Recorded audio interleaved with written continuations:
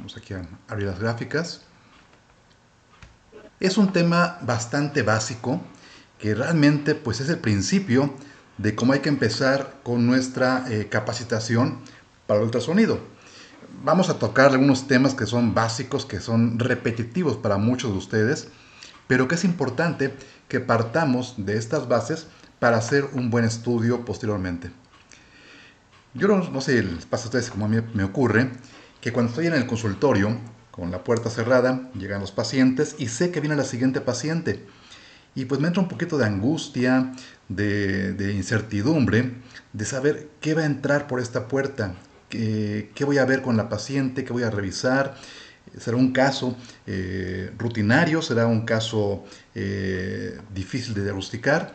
Y así como nosotros tenemos esta incertidumbre, esta inquietud, también la paciente que llega por primera vez al consultorio, pues también me ha tocado que salgo y están ahí sentaditas, están nerviosas, están angustiadas y les pasa quizás como a la paciente de este meme que les quiero presentar.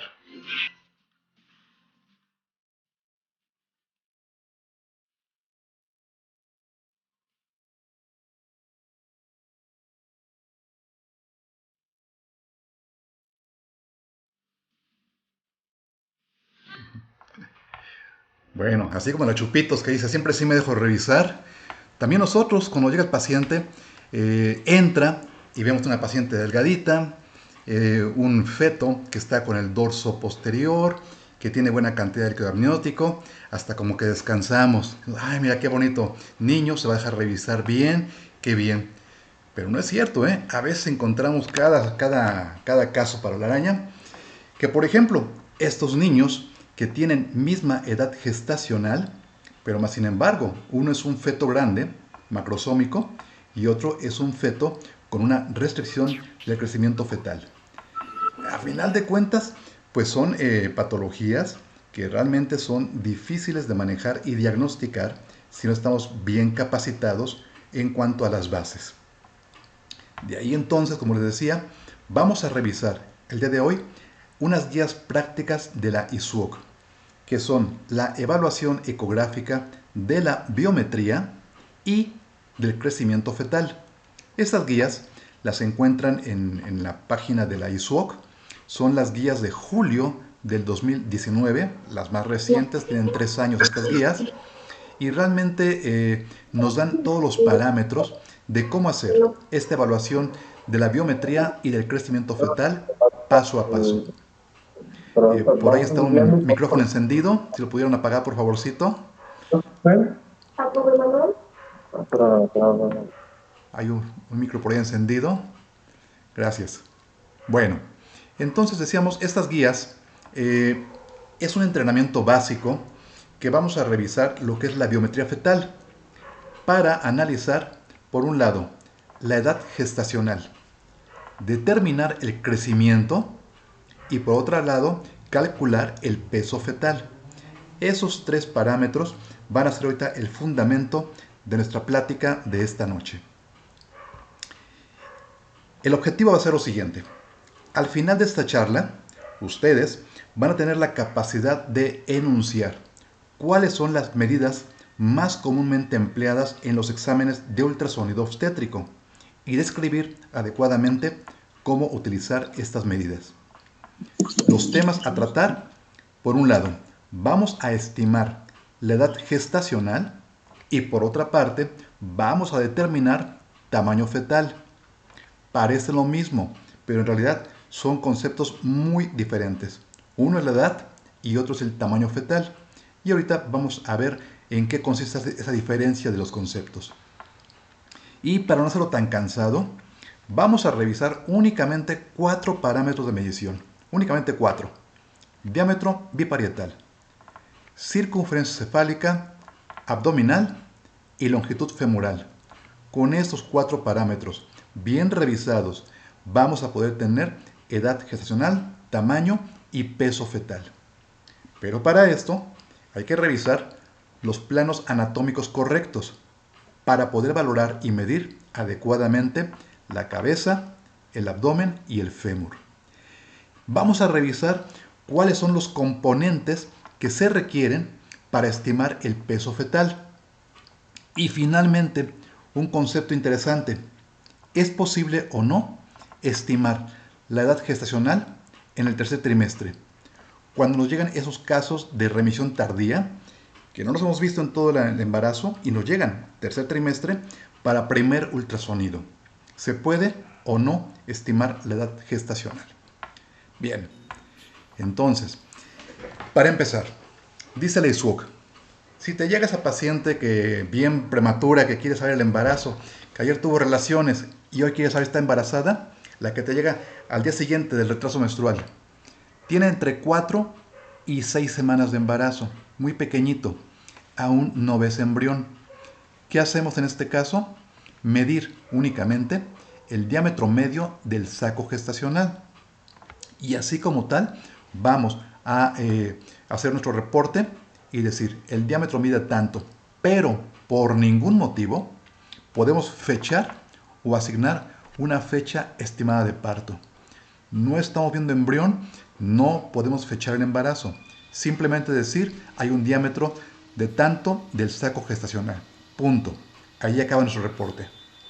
Si nos llega entre la semana 6 a la 13 con 6 días, que será lo ideal, o sea, entre 4 a 84 milímetros, aquí sí, el parámetro para medición, longitud cráneo-cauda. Este parámetro es el más exacto y el más fidedigno que podemos tener en todo el embarazo para conocer la edad de un producto y estimar la fecha estimada de parto. Si tenemos estudio primer trimestre entre las 6 y las 13 con 6 días, tenemos la evidencia de qué tiempo tiene ese embarazo. Si nos llega el embarazo entre semana 14 a 24, pues ya no usamos la longitud cronocauda, vamos a utilizar circunferencia cefálica y o longitud femoral. Y ambas medidas deben concordar.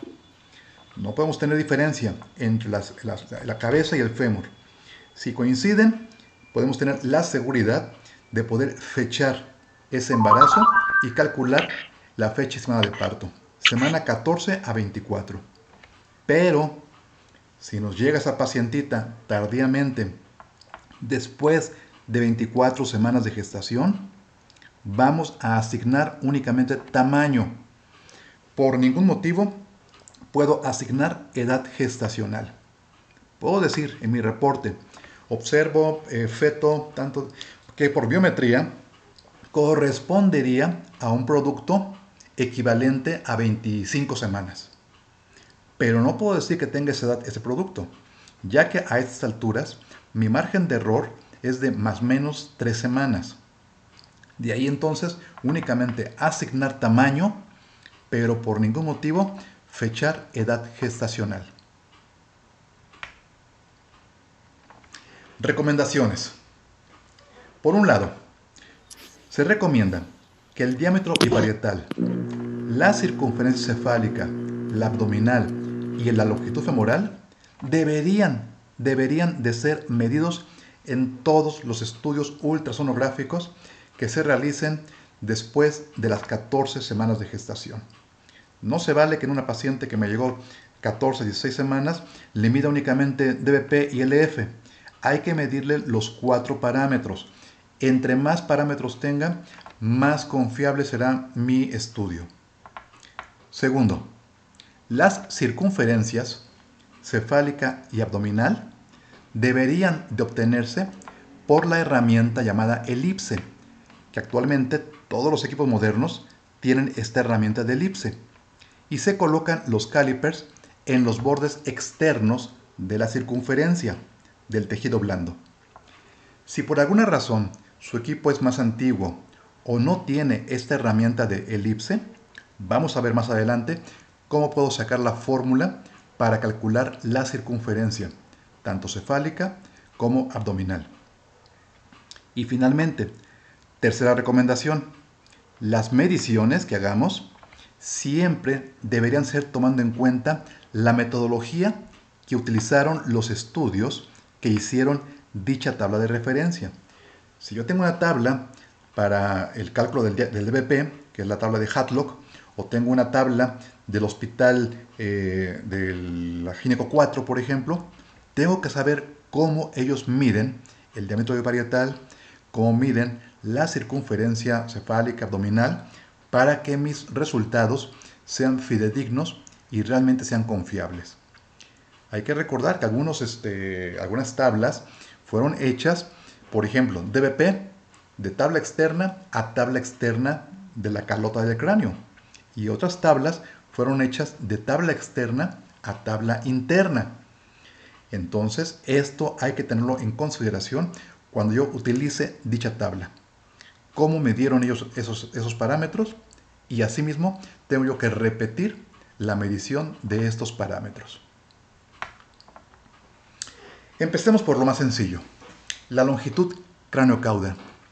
Dice la ISUOC, hay que reunir ciertos criterios para que mi longitud cráneo-cauda sea realmente confiable. Primero, tengo que hacerlo en un corte medio sagital de la totalidad del embrión o feto, orientando horizontalmente la línea de la medición con un ángulo de isonación de 90 grados que entre totalmente perpendicular a mi embrión o feto. La imagen fetal debe ocupar la mayor parte de la pantalla. No se vale que tengo ya mi embrioncito allá al fondo de la pantalla, chiquitito, y toda la pantalla negra. Amplío, utilizo la lupa, utilizo el zoom y amplío la imagen que por lo menos abarque el 75% de la pantalla. O sea, esto es muy similar a lo que hacemos cuando hacemos el estudio 11-14, que Kypros Nicolaides dio también los criterios de cómo evaluar al feto. Exactamente igual. El feto debe estar en posición neutra, ni flexionado ni hiperextendido. Y tienen que estar claramente visibles el borde del cráneo y también de la cauda.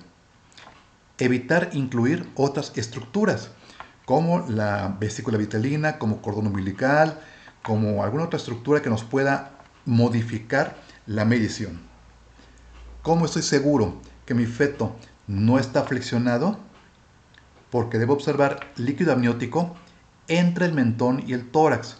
Si tengo esta ventanita de líquido amniótico, tengo la seguridad de que mi feto no está flexionado. Y ahora sí, hago la medición de cráneo a cauda. Y con esto tengo la medida más confiable de este embrión o feto del primer trimestre. Hay que colocar correctamente los calipers del cráneo a la cauda. Aquí en este caso, por ejemplo, mide 55 milímetros, que corresponden a 12 semanas con un día. Pero si yo pongo erróneamente mi caliper y no llego al final de la cauda, me quedo un poquito antes, pues ya medí 2 milímetros menos, 5 milímetros menos. Y esos 5 milímetros me están representando 3 días de diferencia. Pudiera parecer que no es mucho, 3 días más, 3 días menos, pero sí impactan clínicamente y en forma muy importante. Por ejemplo, si yo mido incorrectamente la longitud cráneo-cauda, aquí tenemos una buena medición. Está bien el bebé, no está flexionado, no está hiperextendido, pero acá lo tengo flexionado. Fíjense, en el mentón y el tórax casi no tengo líquido. Está flexionado y por lo tanto me da 4 milímetros menos. Esos 4 milímetros, decíamos, son 2-3 días. Pero si yo hago un estudio, como puede ser la translucencia nucal de 2.4 milímetros, 2.4 para un feto de 52 milímetros, tiene un riesgo de Down de 1 en 182. Pero 2.4 para el mismo feto de 48 milímetros, tiene un riesgo de 1 en 143. Entonces, por mi error de medición, es posible que yo esté condicionando al clínico a que le haga una amniocentesis a un producto sano. Entonces sí es importantísimo 3-4 milímetros. No son los 2 o 3 días, es la implicación clínica que nuestro estudio puede conllevar. De ahí la importancia de medir correctamente a nuestro feto o embrión. Si me llega el bebé más tardíamente, semana 14 en adelante, vamos a empezar a medir, como decíamos, la circunferencia cefálica y el diámetro biparietal. ¿Cuál es el plano anatómico correcto para medir la circunferencia y el DBP? Un corte transversal a nivel de los ventrículos laterales y de los tálamos. ¿Cómo consigo esto? Deslizando mi transductor. Lo voy deslizando hasta que encuentro el corte transversal. De ahí busco la línea media. Y esto lo consigo presionando mi transductor.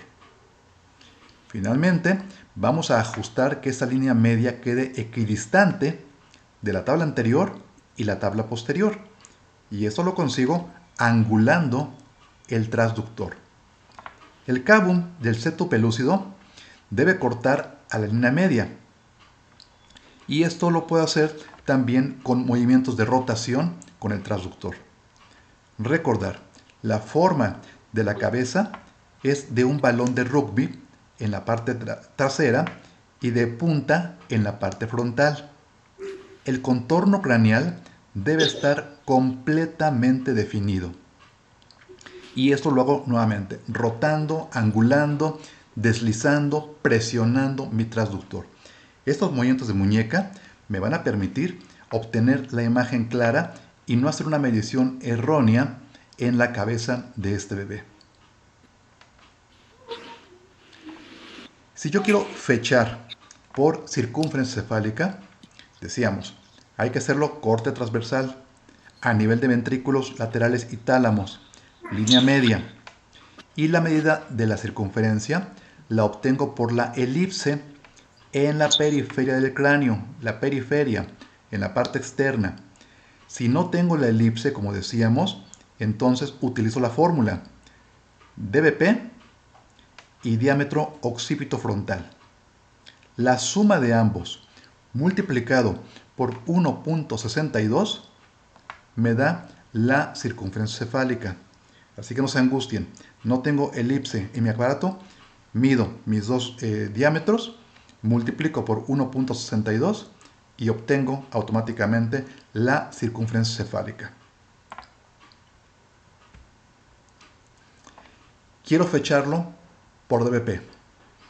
Decíamos nuevamente los criterios: corte axial a nivel de los ventrículos, viendo el cabum. DBP debe estar perpendicular a la línea media. Caliper superior en borde externo del cráneo y caliper inferior, según la tabla que estemos usando, en borde interno o en borde externo.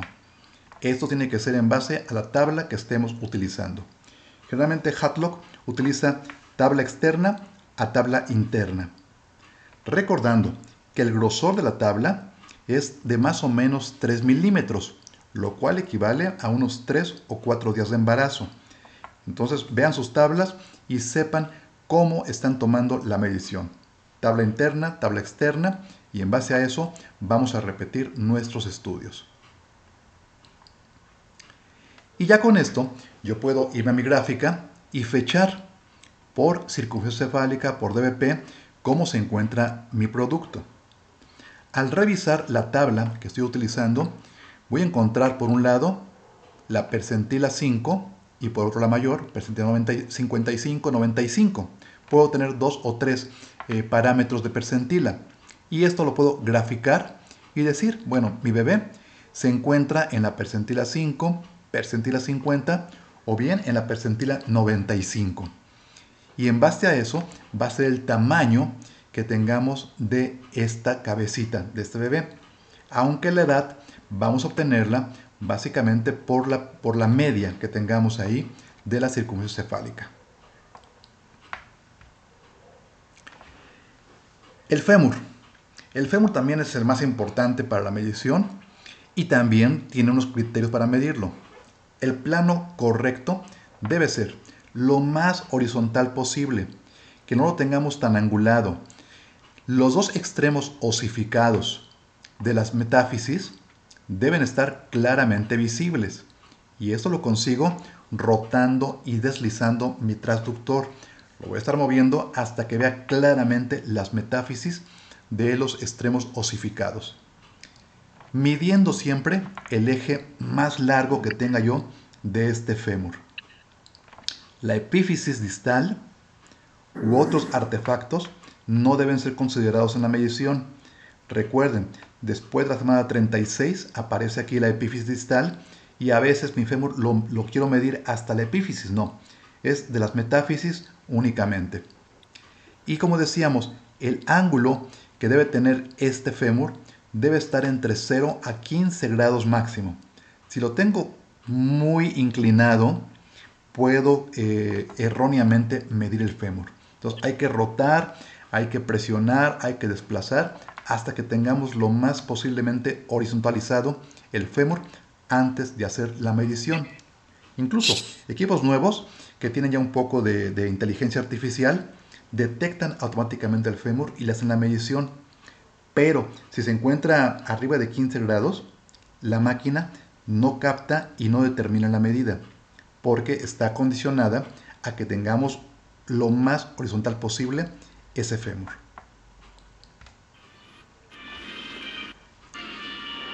Así entonces decíamos, ya tengo mi cabecita, longitud femoral, ya estoy ampliando mis parámetros de medición. Con esto vamos a asignar una edad gestacional más precisa, siempre y cuando decíamos que concuerden la circunferencia y la longitud femoral. Lo más simple sería ubicar ambas medidas en la percentil 50 y en base a eso hacer el cálculo de decir, bueno, pues en base a la cabecita, en base al fémur, pues tiene 18,6 semanas, 19 semanas, pues está en la media, está concordante las medidas. Pero en ocasiones decíamos, hay una discrepancia, no concuerdan. Tengo una cabeza más grande, un fémur más pequeño, hay una discrepancia. ¿Qué hacemos? Paso número 1. Reviso mis cortes y la colocación de los calipers. Repito los cortes, mido nuevamente. Y si ya lo hice 2-3 veces y siguen saliéndome una discrepancia entre LF y circunferencia cefálica, entonces sí considero que hay una verdadera discrepancia. Muchas veces es error del corte o error en la colocación de los calipers. Entonces, repetirlos 2-3 veces y en base a esto ya concluir. Pues sí, tengo un fémur pequeño. ¿Qué puede ser? Una displasia esquelética, un síndrome de Down o una restricción de crecimiento temprana. O bien, tengo una cabecita muy pequeña, microcefalia, espina bífida. Ante estos casos se recomienda remitir para una valoración más especializada. Un estudio estructural temprano, un cariotipo, en fin, hacer más estudios para determinar si ese pequeño viene con alguna patología que se pueda determinar simplemente por la discrepancia en las medidas de fémur y de cabeza. Por último, el abdomen. ¿Cuál es el plano anatómico correcto para medir el abdomen? Tiene que ser un corte transversal del abdomen, tan redondo como sea posible. Y esto decíamos nuevamente, roto, angulo, desplazo, presiono el transductor. Recuerden, no es colocarlo nada más arriba y ya quedó el transductor. Hay que ir haciendo movimientos de la muñeca para poder conseguir esta imagen redondita del abdomen. La vena umbilical debe ser visible a nivel del seno portal. Y esto generalmente rotando mi transductor lo voy a conseguir. Y la cámara gástrica también estar visible, deslizando mi transductor. Los riñones no deben de estar visibles. Si yo tengo este plano, es un plano correcto para la circunferencia abdominal. Aquí tenemos los cortes que podemos hacer. Este es un corte correcto. Tengo la cámara gástrica, tengo la vena umbilical a nivel del seno portal. Es un recorrido corto de la vena umbilical y no veo riñones. Esto obviamente es un plano incorrecto. Yo aquí no puedo evaluar el abdomen. Y este también es un plano incorrecto Parecería que está el abdomen redondito, que está la cámara gástrica, que está la vena umbilical. Sí, pero tengo un recorrido largo de la vena umbilical. Y tiene que ser el recorrido corto a nivel del seno portal. Esta es la imagen precisa. Esta es incorrecta para el abdomen. Amigo, otra vez. La medición de la circunferencia abdominal. Vamos a ubicar ambos calipers al borde externo de la piel. Y puedo hacerlo igual por la herramienta de elipse o por la herramienta de trazo. Si no tengo elipse, nuevamente mido el diámetro abdominal antero-posterior y el diámetro abdominal transverso. Los diámetros se deben de cruzar a 90 grados y la fórmula es diámetro antero-posterior más diámetro transverso por 1.57. Aquí cambia la constante. Y con esto obtengo la medición de la circunferencia si no tengo la herramienta de la elipse. Bueno, una vez hecha la medición de este producto, una vez fechada la edad gestacional, vamos a evaluar el tamaño fetal. Y para evaluarlo, las biometrías se usan para evaluar crecimiento, tamaño y peso. Es decir, yo ya definí mi fecha estimada de parto, ya sé cuántas semanas tiene el bebé. A mi siguiente consulta, las mediciones no son empleadas, no pueden emplearse para reasignar una fecha de parto nuevamente. Es muy común que la paciente nos diga, doctor, cada vez que voy con mi médico, me cambia la fecha de parto, me cambia las semanas de gestación. Hace un mes tenía 18, ahora tengo 21. O sea, no concuerdan, me está cambiando la fecha. No, no puedo cambiar la fecha. Yo puedo decirle, ¿sabes qué? Tu embarazo de tantas semanas, basado en el primer estudio que hice, primer trimestre. Y a partir de ahí, voy a estar revisando crecimiento, tamaño y peso fetal. Y si quiero repetir un estudio para ver la diferencia en el crecimiento, tamaño o peso, deben pasar por lo menos intervalos de 3 semanas. Si yo lo hago antes, el índice de confianza es muy bajo, entonces puedo tener confusiones. Se requiere mínimo 3 semanas para poder evaluar y ver los parámetros de crecimiento, tamaño y peso.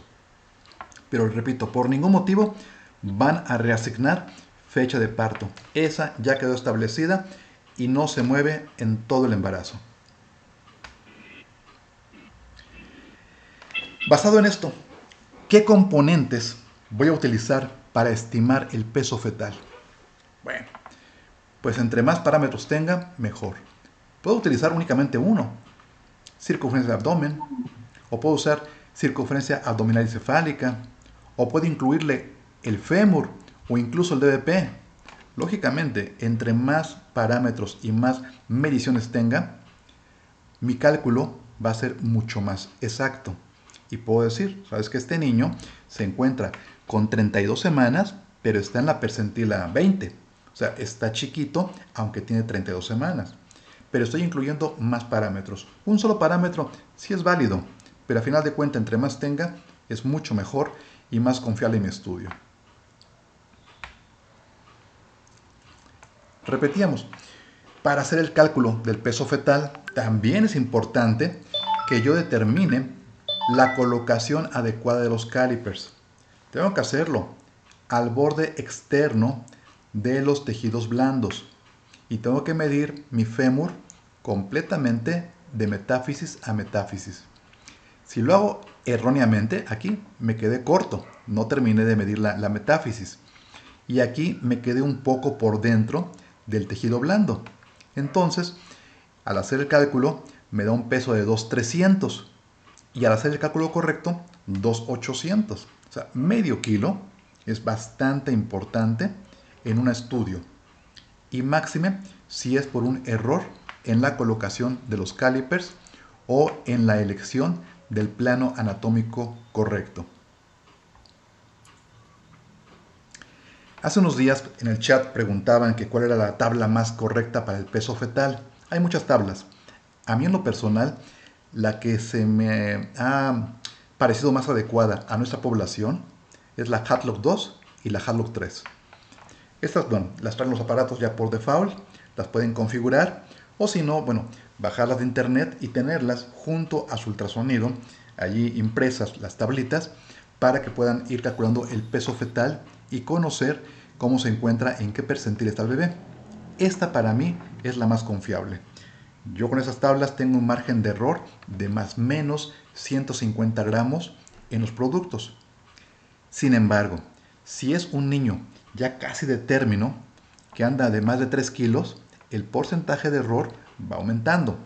Así que entre más chiquito es más confiable esta fórmula. Pero si ya a término hay un poco más de diferencia.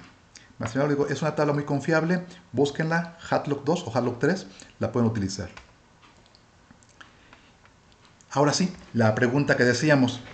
Entonces, ¿qué hago con aquella paciente que me llega con una remisión tardía en el tercer trimestre? No la he visto en todo el embarazo y me acaba de llegar a los 7 meses de embarazo, según ella. Bueno, pues voy a medir la cabecita, voy a medir el abdomen, voy a medir el fémur, como en todos los pacientes hago lo mismo. Y estas biometrías van a ser los parámetros para calcular tamaño y peso, pero por ningún motivo puedo dar edad gestacional, únicamente tamaño y peso. Y a partir de aquí en adelante voy a estar evaluando la velocidad de crecimiento, o sea, cómo sigue. ¿Sabes qué? Bueno, pues tu niño lo vi primera vez semana 31 de tamaño, y el peso de 2 kilos, y para el siguiente estudio tu niño se está cayendo en la gráfica, en la percentila, entonces está con un crecimiento lento, pero no le puedo decir yo cuántas semanas tiene de embarazo. Le puedo decir, tu niño está equivalente a un bebé de 26 semanas, de 28 semanas, de 30 semanas, y el peso está en tanto, en la percentila tal para un niño de esas semanas, pero no puedo darle la fecha como un dato confiable. Y es que, bueno, ¿qué ocurre? Si me llega esta paciente tardíamente, semana 30 por ejemplo, la mido y todo corresponde a 30 semanas. Ajá. ¿Y qué es? ¿Es un feto pequeñito que realmente tiene 32 semanas? ¿O es un feto grande que en realidad tiene 28 semanas? Estoy hablando de una diferencia de 4 semanas, un mes, en relación al tamaño que estoy viendo. Y este mes puede significar que yo haga una cesárea con un producto prematuro, o bien que deje un embarazo prolongado y que termine en óbito porque no lo interrumpí oportunamente.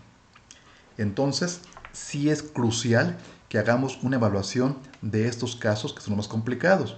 Es lo que decíamos, cuando nos llega la paciente allá afuera y entra y es una gordita de 110 kilos y niño con dorso anterior y nunca la he visto en el embarazo. Ay, doctor, ¿y cuántas semanas tengo? Pues no sé cuántas semanas tienes. Tu niño corresponde a un bebé de tantas semanas, pero no sé cuántas tienes. O sea, corresponde. A partir de ahorita te voy a revisar, voy a ver el tamaño y tu crecimiento. Y únicamente voy a ver velocidad de crecimiento. Puntos clave de esta plática. Ya estamos acabando, ya para que no se me duerman. A punto de terminar. Puntos clave. El nivel correcto de un corte lo voy a encontrar deslizando el transductor. La forma de una estructura, la consigo rotando ese transductor. La simetría, angulando el transductor.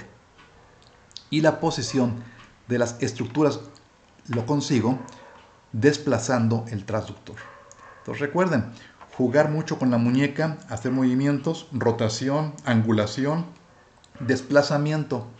Y con eso vamos a conseguir tener un buen corte anatómico. Segundo punto clave, el fechaje ideal de la gestación vamos a realizarlo con longitud craneocauda entre las semanas 10 a 13,6, es decir, entre 30 a 84 milímetros. Si yo tengo este ultrasonido, ya lo hicimos. No me importa con cuántas semanas me llegue a los 3, 4, 5 meses. Le voy a creer a este estudio. Si me llega el embarazo entre semana 14 a 24, lo voy a fechar principalmente por la circunferencia cefálica y longitud femoral, siempre y cuando estos parámetros concuerden. Si no concuerdan, hacerle más estudios.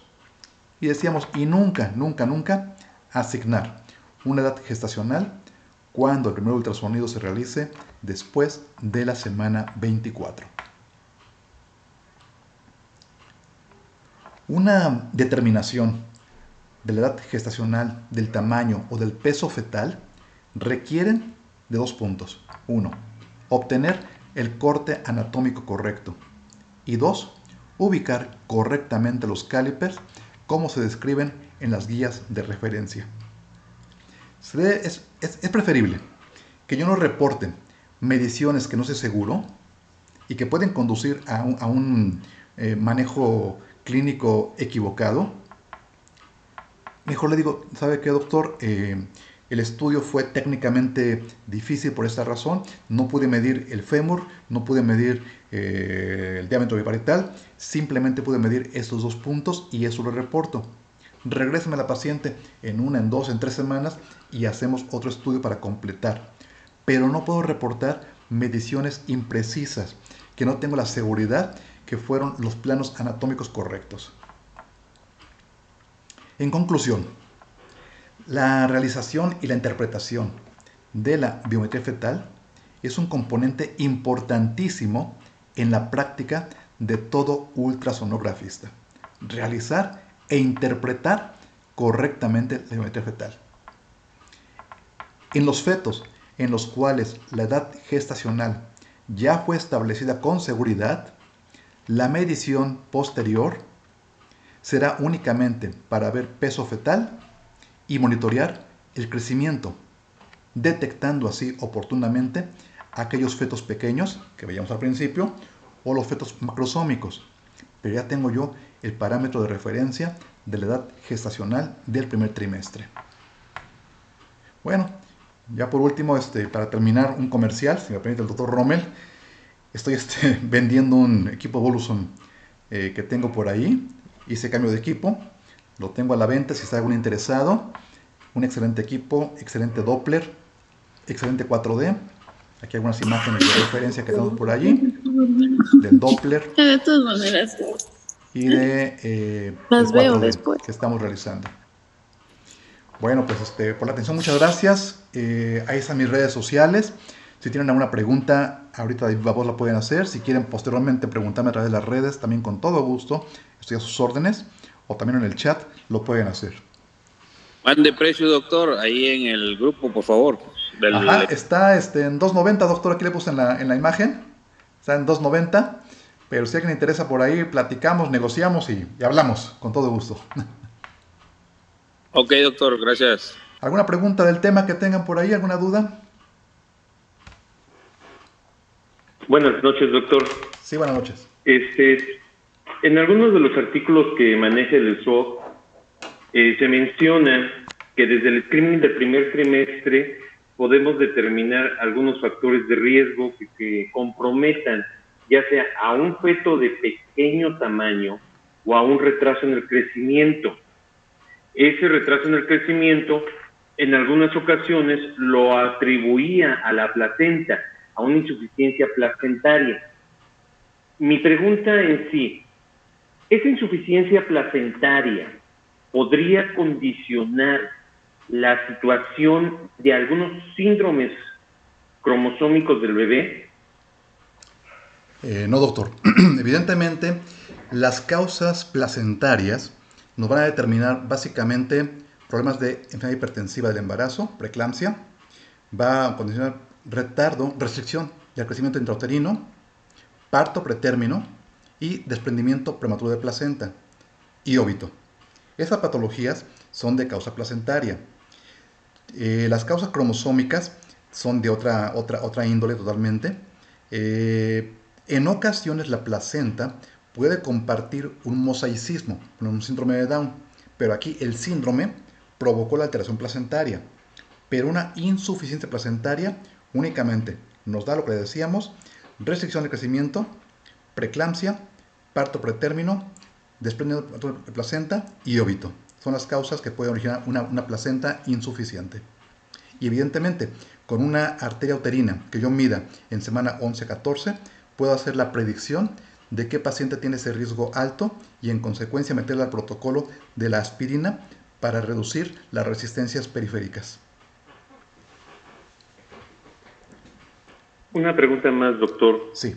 Perdón por la insistencia. No, dígame. En el caso de la insuficiencia placentaria, un hematoma retroplacentario puede generarme esa deficiencia en el crecimiento del bebé sin comprometer alguna otra funcionalidad o su desarrollo. No, doctor. El hematoma generalmente va a ser una causa de desprendimiento, de una alteración, de una amenaza de aborto en el primer trimestre y por lo general va a resolver. Una vez que se resuelve, esto queda como un antecedente, pero no tiene ninguna repercusión. En cambio, la insuficiencia per se es por alteraciones vasculares periféricas a nivel de las arterias espirales que van a tener altas resistencias. Y esto va a condicionar la insuficiencia a largo plazo, a todo el embarazo. Pero un hematoma como tal se resuelve y queda como un antecedente únicamente. En estas restricciones arteriales tendría que ver la restricción de la arteria umbilical y la cerebral media. Primer trimestre evaluamos uterinas. Segundo trimestre y tercer trimestre ya empezamos a evaluar umbilical, cerebral media. Hay que recordar que también es importante el índice cerebroplacentario. Todo esto ya es tema del Doppler, ¿no? Por supuesto, más adelante habrá otra plática de Doppler para revisar, pero le informo. O sea, esto es así. Segundo o tercer trimestre evaluamos umbilical, cerebral media y el índice cerebroplacentario. Y las uterinas, que se siguen revisando todos los trimestres. Primer trimestre, 11-14, en el estructural, semana 22, y posteriormente, ya para el término, nuevamente reviso las uterinas. Y siempre estoy checando que haya alguna modificación de que se esté vasodilatando esa uterina para que no tengamos repercusiones placentarias. Una vez que tengo alteraciones del índice cerebroplacentario, mi seguimiento va a ser mucho más estrecho con el Doppler, cada semana, cada 3 días, según el grado que tenga yo de restricción del crecimiento intrauterino. Ok, muchas gracias, doctor. Sí, doctor, sus órdenes. ¿Una otra pregunta? Doctor, buenas noches. Buenas noches. Mire, con respecto a lo que comenta de biometría fetal, tengo alguna duda en pacientes a veces que hemos visto en el tercer trimestre, como usted comenta, que tienen una fecha no confiable y que por fecha de última regla a lo mejor ya tienen 41 semanas y que nunca se hicieron un ultrasonido en el primer trimestre y que nosotros le hacemos un rastreo y nos da un embarazo de término. A veces es importante saber en qué momento no dejar pasar más de las 41 semanas, o sobre todo cuando son diabéticas o hipertensas o tienen alguna enfermedad crónico-degenerativa, en qué momento internarlas. Normalmente, bueno, lo que hacemos es a las 39 semanas ingresarlas para inducir el trabajo de parto si es que las condiciones son favorables. Entonces, ahí, ¿cómo podríamos determinar si en el tercer trimestre, como usted bien comenta, no es una fecha de gestación confiable? Por supuesto, estos son los retos que tenemos todos los días y que es cuando decimos, caray, ¿ahora qué hago, no? O sea, hablo a un médico, búscate un médico. Básicamente, doctor, si yo tengo una paciente que no tengo una fecha confiable de amenorrea y no tengo un estudio de ultrasonido primer trimestre, tengo que irme a otros parámetros. Y el parámetro principal, el Doppler. Hago mi Doppler y con el Doppler voy a ver el bienestar fetal.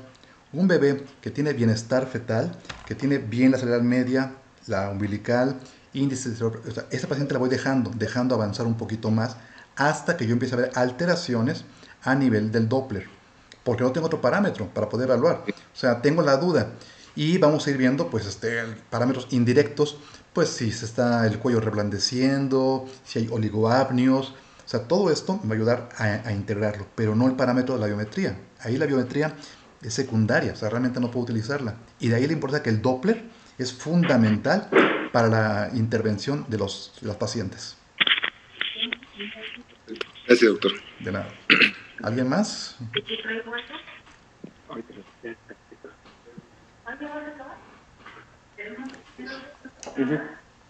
Si no, con todo gusto, digo, si ahorita no se acuerdan las preguntas o luego surge una duda más adelante, mándenme ahí sus dudas a las redes y con todo gusto les respondo cuando ustedes quieran para que estemos a la orden. O también en el chat pueden ahí preguntar y cualquier duda, si no la tengo la respuesta la buscamos y la encontramos por ahí. Una pregunta, doctor. Sí. De acuerdo a las restricciones de crecimiento que hay en algunos bebés, encontré una tabla que medía 4 factores de riesgo para determinar en qué momento era conveniente interrumpir el embarazo en los bebés, que iba desde la semana 34, 37 hasta la 41. Es correcto. Esto es lo que mencionaba anteriormente de que íbamos a detectarlo con el Doppler en el momento en que veíamos anomalías circulatorias placentarias, uterinas, las arterias uterinas y todo eso. ¿Es el momento de interrumpirlo para evitar un daño menor en el feto? Es correcto, doctor, así es. Esa tabla, que es la que indica la evaluación, cómo monitorear a esos bebés y cuándo hay que interrumpir el embarazo, están ahí establecidas. Y vemos ahí lo que es el CIR 1, 2, 3, 4, 5, y en base a la gravedad vamos a interrumpir. En ocasiones un CIR precoz, un CIR tardío, y vemos que el perfil hemodinámico se encuentra normal. La sigo revisando cada semana, cada 3 días. Empieza a haber alteraciones y entonces sí tengo que interrumpir el embarazo. Lógicamente puede alterarse la celular media, se puede empezar a hacer un flujo vasodilatación, la umbilical puede tener picos de alta resistencia, el ductus venoso se puede hacer ductus reverso, y esos son parámetros ominosos que hay que interrumpir el embarazo cuanto antes. Van a ser motivo todo esto de una charla posterior de lo que es restricción del crecimiento intrauterino. Como decimos ahora, restricción, no es retardo, porque el niño no está retardado, tiene una restricción de crecimiento intrauterino. Y una pregunta más, doctor. En los pacientes que son sumamente chaparritos, obviamente el feto pues es muy pequeño y cuando no llevamos el control adecuado con la ecografía o el seguimiento, a veces pareciese que tiene 28, 29 semanas y estamos a punto de terminar el embarazo. Correcto. ¿Eso lo sigo controlando con el Doppler? Si yo tengo mi estudio, un primer trimestre, y sé qué edad tiene ese bebé, no tengo ningún problema. O sea, ya después de ahí es crecimiento. Yo tengo un niño, me tocó estar en Veracruz y había muchos pacientes que venían de la región de Oaxaca o a veces de la región Maya, llegaban a Veracruz incluso. Y veía al niño en el ultrasonido chiquitito, volteé a ver a los papás, pues chaparritos, pues, ¿qué podemos esperar, no? O sea, un niño chiquito. Pero si mi estudio inicial lo tengo ya fechado, qué edad tiene el niño, y lo sigo viendo, y es un niño chiquito, pero sano, no hay ningún problema. Y ahí sí, el Doppler puede tener implicaciones muy prácticas. O sea, un niño pequeñito, le hago Doppler, todo está normal, no tiene cromosomopatías, no tiene infecciones de TORCH, no tiene ninguna alteración, es un niño chiquito, pero es normal. Y este niño lo sigo evaluando y lo dejo llegar a término basado en mi primer trimestre para calcular la fecha estimada de parto. Muchísimas gracias. Para servirle, doctor. ¿Alguna otra pregunta?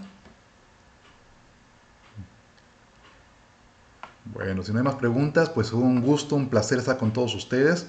Espero que no los haya confundido mucho con la charla.